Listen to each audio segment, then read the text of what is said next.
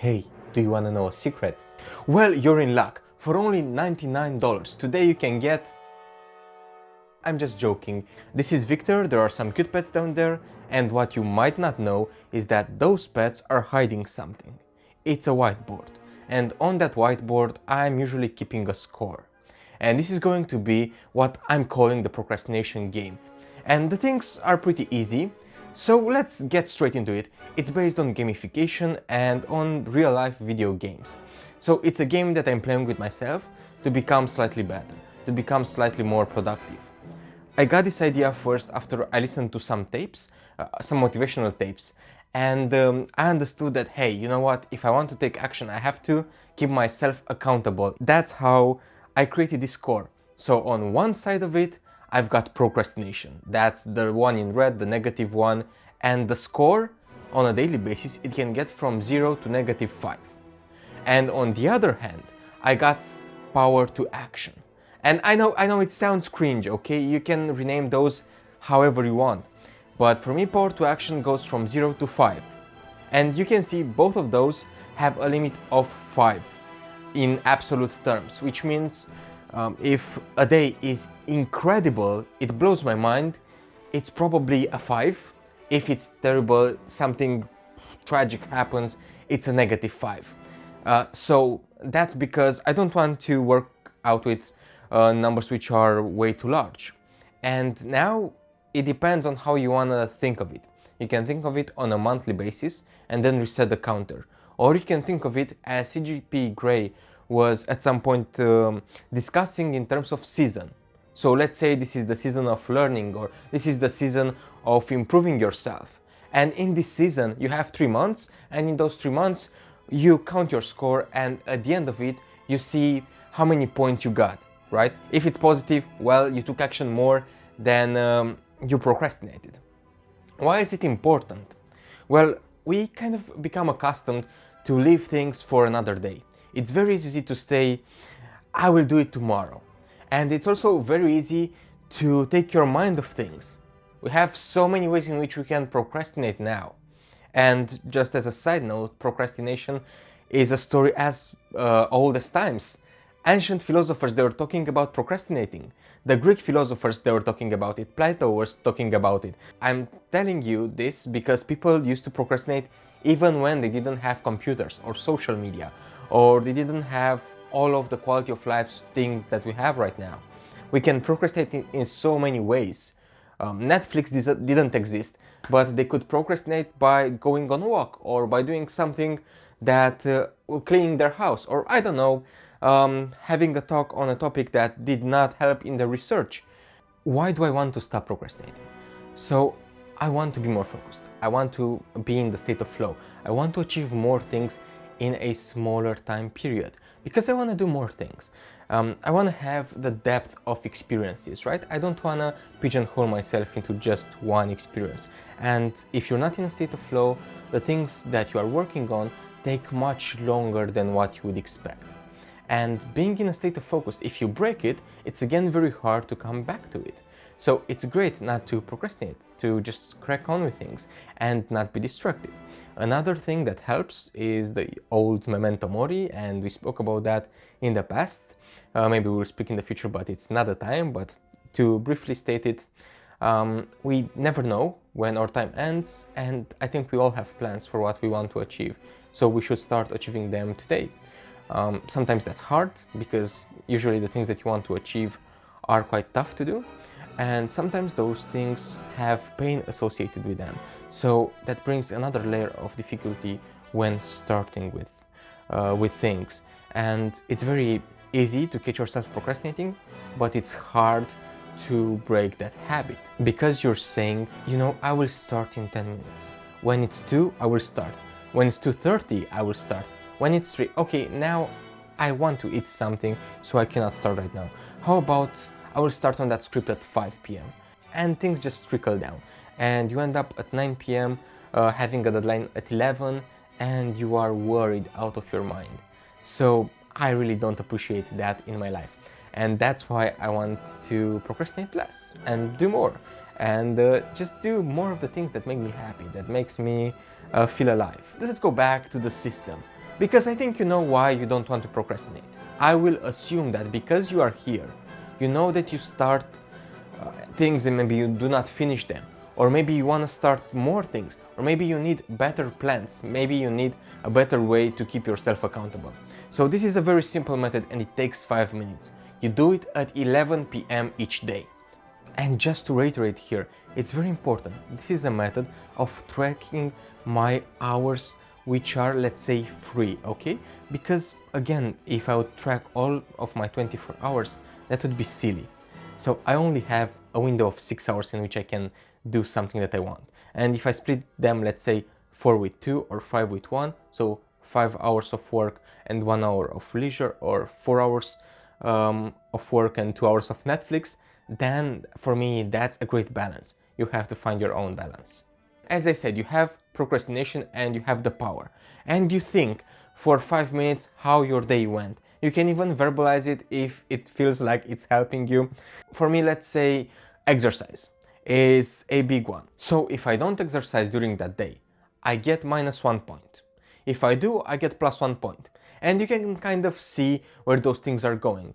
My 9 to 5 gives me 1 point for, completing it and getting the money that I need. Let's say browsing social media more than I want to, because, there are limits in which social media is helpful. You can keep in touch with people, especially now when we are maybe feeling the loneliest that we have ever been.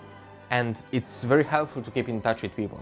But maybe instead of 1 hour as you would have wanted, you spend 3 hours on social media. So that's -1 point for me. Playing video games, that's a habit that I wanted to stop. That's -1 point for me as well. Again, just it's something that differs from person to person. And the bottom line is, each time when I'm doing an activity that I'm proud of, I get +1 point. When I'm doing something that I'm not necessarily proud of, I take 1 point from that. Just to make things clearer and simpler, those activities should be taken over a longer duration of time, because I cannot put so many points as for every small thing, because I told you there is a limit of 5 points during that day, and usually my days are around +3 or +4, right, in the positive side, and maybe -2 and -3 in the negative side, which means it's slightly better. Like, the overall aspect of my life is between 0 and 1 point, and I'm actually really happy with my work ethic and how I've been in the past 6 months. To be fair, I started this at the beginning of the year, and I still have an overall advantage, but it's slimmer than you would think. So if you are very clear in your intent, if you know what you want to achieve, this system can really help you. Because I'm not thinking of the hours that I do have to work. I'm not thinking of the hours that I do have to sleep, which means basically 16 hours, they're cut from my calculation, okay? So that's why it makes it so easy.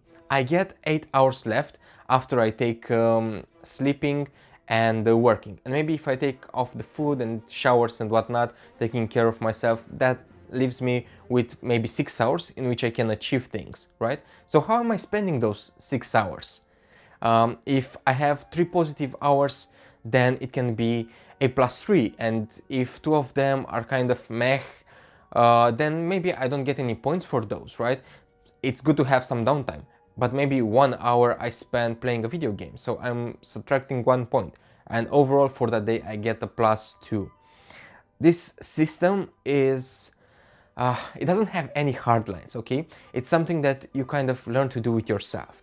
And in the beginning, my total was -30, -40, -50 after 2 or 3 months. And that was because I was very critical to myself. And that's what I want to discuss a bit with you. You will start and you will feel like you are not doing the things right. And you are feeling like you are disappointing yourself. And I know this feeling. We all have it inside us. It's very important to have this sort of tracking, this sort of system, to also realize that, hey, I feel that the day wasn't that productive. What do you mean? You got to reply to an email and it got you a new client on your side business. That's a +1 in my book, okay? And maybe you got a very good conversation with a friend. That's another +1, right? You already have 2 points. And what did you do? Maybe you ate some junk food. That's a -1, okay? but you are still on a positive level. And maybe the fact that you ate something that you didn't want, or you did something that you didn't want, would weigh so much on your psyche, then you would feel that the day was wasted or the day was terrible. And I know that's how it was for me. That's why I'm sharing it with you. I'm hoping this will lead to a greater quality of life for you, because if we are indeed trying to achieve the right things in life, the things which we deem as good for us, for the people around us, for the society as a whole, for the things that we care, then it means that we are heading in the right direction. And maybe we don't see this. There are times in life where I received some bad news, and it was very hard. Like all my days, there is no need to hide it, but I was feeling down. I was grieving, right? And in those days, you feel like nothing that you're doing is good enough.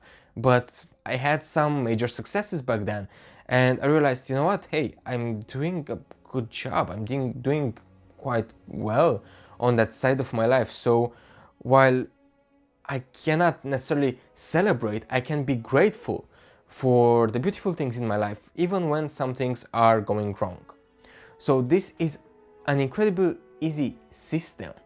It's not an weighted average, it's not a mathematical formula behind it, although if you want to weigh things, if you have a main goal, one goal, and you want to achieve that one, maybe you can give yourself extra points if you are working towards it. So let's say I want to build a website, and if I'm working on that website for 2 hours during that day, then maybe I'm giving myself 2 points instead of just 1 point as I would do on a regular basis, right?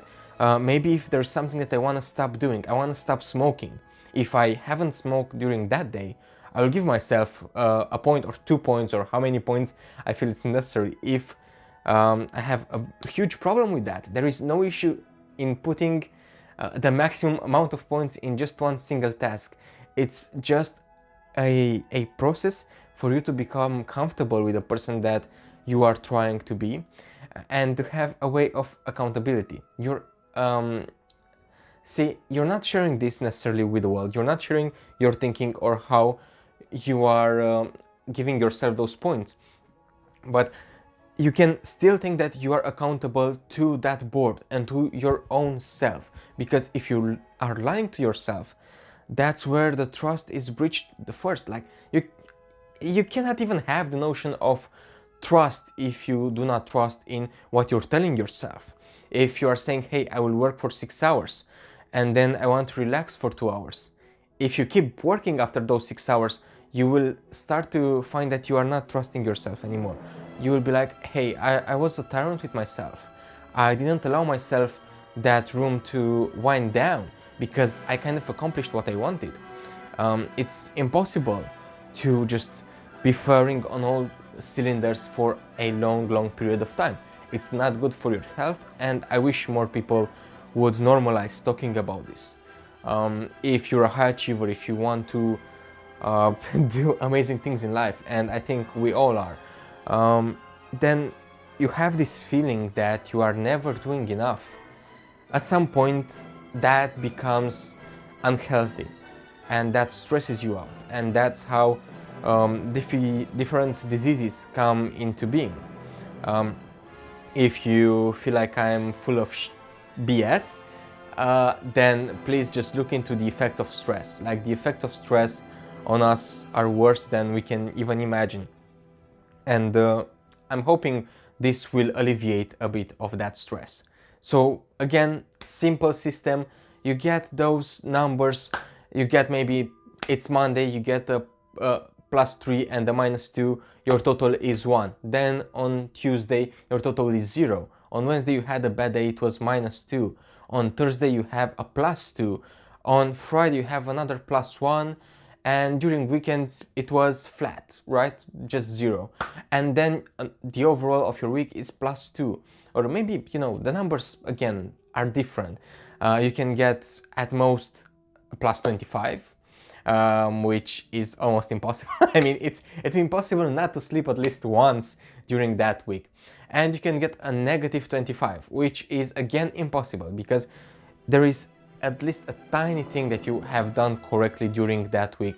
and that kind of brings us, or at least me, hope. Okay, so this is it. This is the simple explanation of this system. A system that just brings more gratitude in my life, to be fair. Gratitude for the things that I'm doing correct, and gratitude for the things which are nice into my life. For example, after filming this video, I will award myself 1 point, and after editing it, another point, and when posting it, the 3rd point. So this video makes 3 points during my week, so it makes sense for me to continue on with this activity. Again, thanks so much for being here with me, and we're gonna hear each other again soon. See ya!